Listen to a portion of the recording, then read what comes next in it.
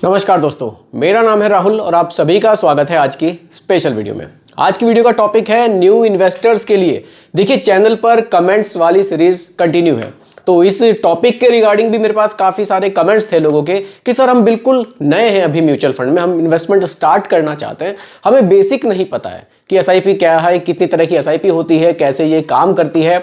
तो आज की वीडियो में जो बिल्कुल बेसिक से एसआईपी को समझना चाहते हैं उनके लिए मैंने स्पेशली ये वीडियो रखी है। साथ ही साथ 3 म्यूचुअल फंड्स में मैं आपको आज की वीडियो में बताऊंगा जिसमें आप अपने निवेश को स्टार्ट कर सकते हैं। जो लोग बिल्कुल अभी नए हैं, एसआईपी शुरू करना चाहते हैं, कौन से म्यूचुअल फंड्स उनके लिए बढ़िया हो सकते हैं, किन में वो निवेश कर सकते हैं। तो आज की वीडियो बहुत ही ज्यादा इंफॉर्मेटिव आप सभी लोगों के लिए होने वाली है, तो बहुत ही ध्यान से देखिएगा और समझिएगा।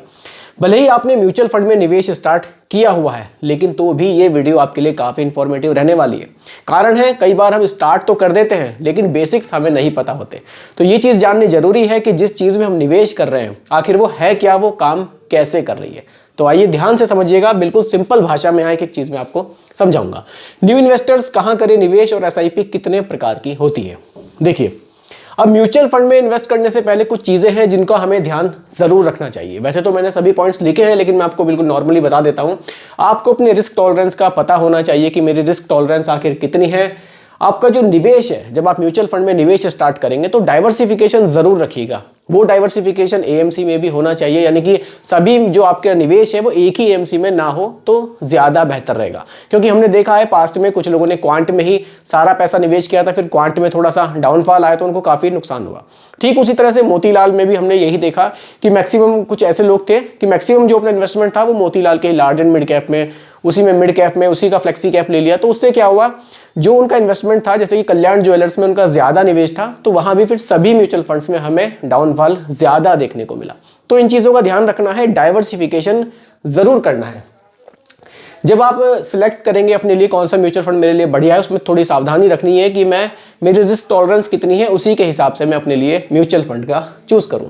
ठीक है, यही सब चीज़ें हैं। थोड़ा सा उतार चढ़ाव के दौरान थोड़ा सा ध्यान रखना है कि एसआईपी को बंद नहीं करना है, क्योंकि ये जो मार्केट है ये हमेशा उतार चढ़ाव इसमें हमें देखने को मिलता है। ठीक है, इमरजेंसी फंड जरूर अपने पास रखना है। ऐसा ना हो कि हम पूरा ही पैसा सीधा म्यूचुअल फंड में निवेश कर दें इसके फायदे देखकर। सिर्फ फायदे नहीं है, कई बार हम जब मार्केट में गिरावट आती है तो नुकसान भी होते हैं। तो ऐसी कंडीशन के लिए तैयार रहना चाहिए और एक इमरजेंसी फंड अपने पास जरूर रखिएगा। ठीक है, अब समझिए कि म्यूचुअल फंड आखिर है क्या, ये कैसे काम करता है।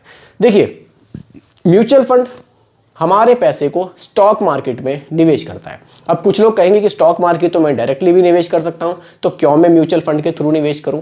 देखिए, म्यूचुअल फंड आप बेसिक से समझिए, एक मान लीजिए कोई भी एक मान लीजिए एसबीआई म्यूचुअल फंड है, तो ये एक एएमसी कंपनी है। ठीक है, आपने म्यूचुअल फंड में जब निवेश करने की सोची तो आपने जो अपनी एसआईपी स्टार्ट की, मान लीजिए आपने 5,000 रुपये महीना का निवेश स्टार्ट किया, आपका वो 5,000 रुपये एसबीआई म्यूचुअल फंड के पास जाएगा।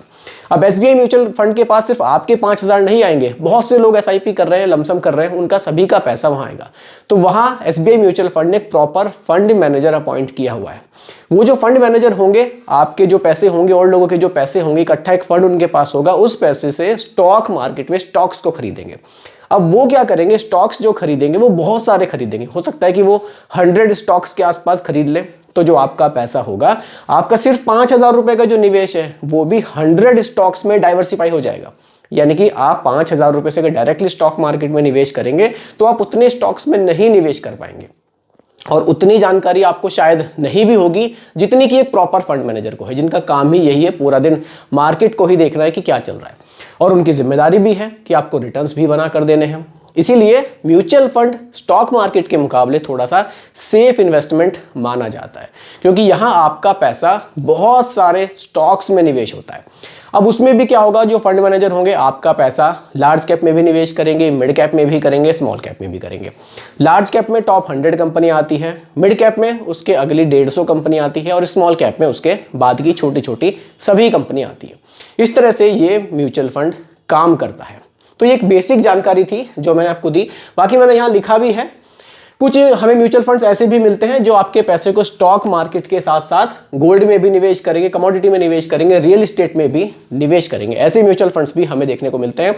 कुछ म्यूचुअल फंड्स हमें ऐसे भी मिलेंगे जो आपके पैसे को हाइब्रिड में, यानी कि गवर्नमेंट के जो सिक्योरिटीज है, यानी कि कॉर्पोरेट बॉन्ड्स हैं, उनमें निवेश करेंगे, आपके पैसे को स्टॉक मार्केट में भी निवेश करेंगे। हाइब्रिड म्यूचुअल फंड्स भी होते हैं। तो काफ़ी सारी कैटेगरीज है म्यूचुअल फंड की, आप अपने रिस्क टॉलरेंस के हिसाब से अपने लिए एक सही म्यूचुअल फंड चूज कर सकते हैं।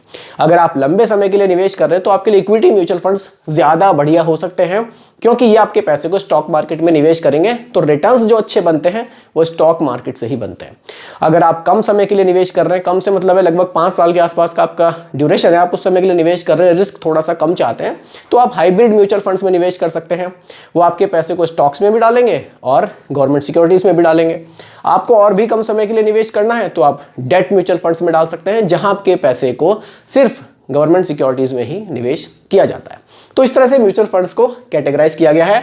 आप किसी भी कैटेगरी को और बारीकी से समझना चाहते हैं तो मुझे कमेंट कीजिएगा, फिर से एक वीडियो बनाएंगे स्पेशली उस कैटेगरी के बारे में ही, और उसको पूरा डिटेल में हम लोग समझेंगे।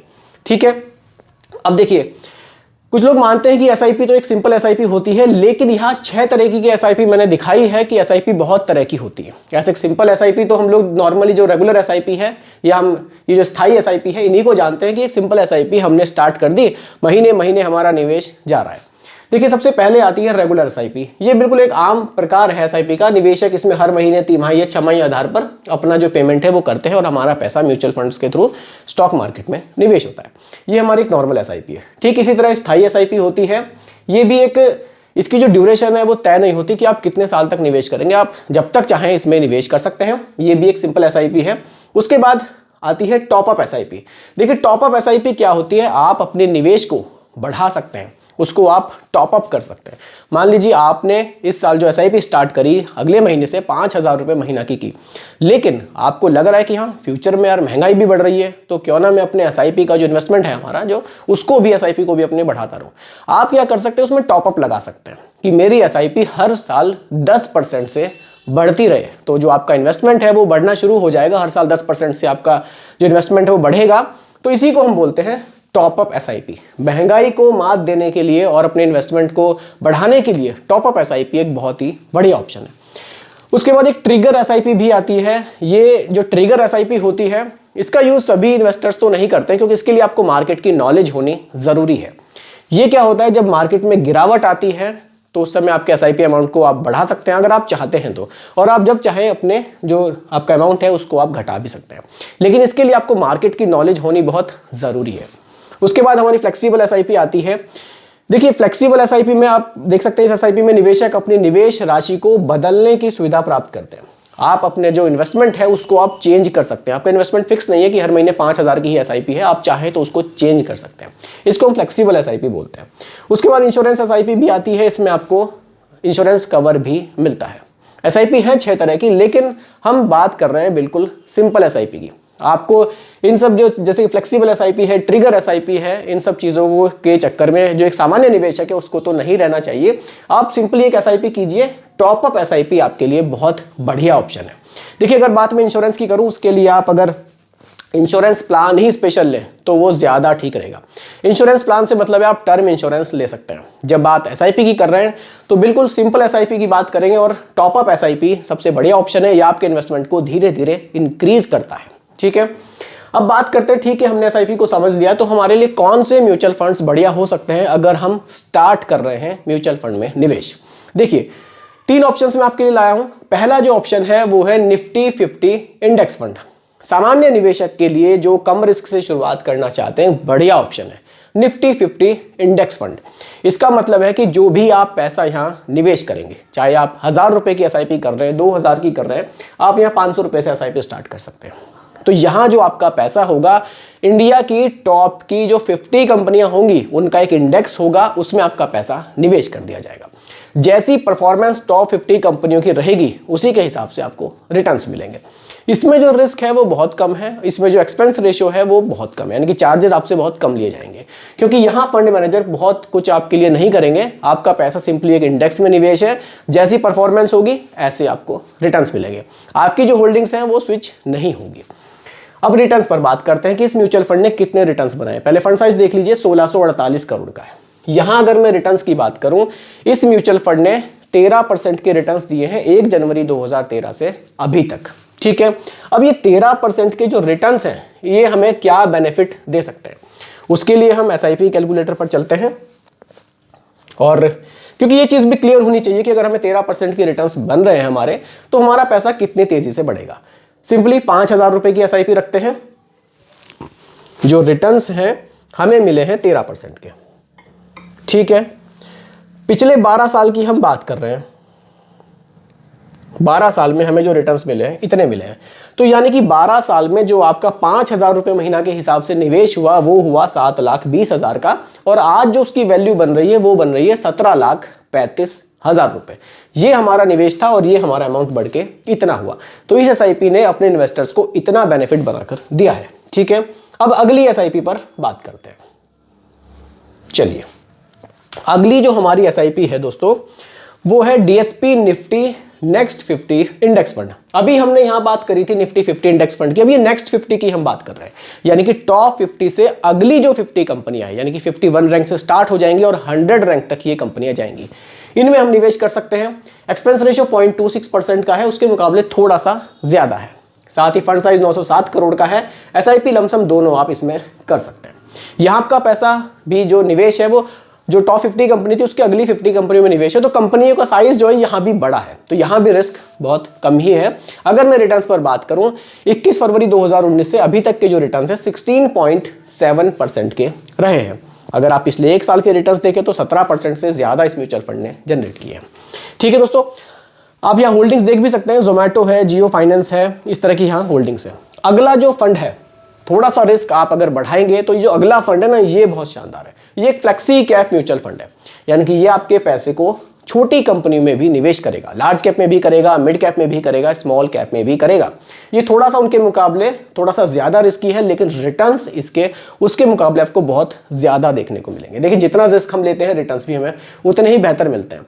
एक्सपेंस रेशियो 0.63% का है, ये भी थोड़ा सा बढ़ गया है, और फंड साइज 87,539 करोड़ है। 87,000 करोड़ से भी ज्यादा पैसा लोगों ने इस म्यूचुअल फंड में निवेश किया है। पारंपरिक फ्लेक्सी कैप फंड है, ये फ्लेक्सी कैप कैटेगरी का बहुत शानदार फंड है। लार्ज कैप में 72% का निवेश, मिड कैप में 3.54 है और स्मॉल कैप में 2.77% का निवेश ये म्यूचुअल फंड करता है। होल्डिंग्स एचडीएफसी बैंक है, बजाज है, पावर ग्रिड है, कोल इंडिया है। होल्डिंग्स भी बढ़िया है। रिटर्न्स देखिए, इंसेप्शन रिटर्न्स 2013 से अभी तक के 20% के आसपास रहे हैं। रिटर्न्स बहुत शानदार इस म्यूचुअल फंड ने बनाए हैं। पिछले 5 साल में तो 24% के रिटर्न्स रहे हैं। तो 20% के जो हमें रिटर्न्स मिले हैं वो लगभग पिछले 11-12 सालों में हमने देखे हैं, हमें मिले हैं। देखिए, अब 5,000 रुपए की जो एसआईपी है, अगर रिटर्न्स हमें लगभग 20% के मिलते हैं तो 12 साल में 7,20,000 का निवेश बढ़कर हो सकता है 30,05,000 रुपए।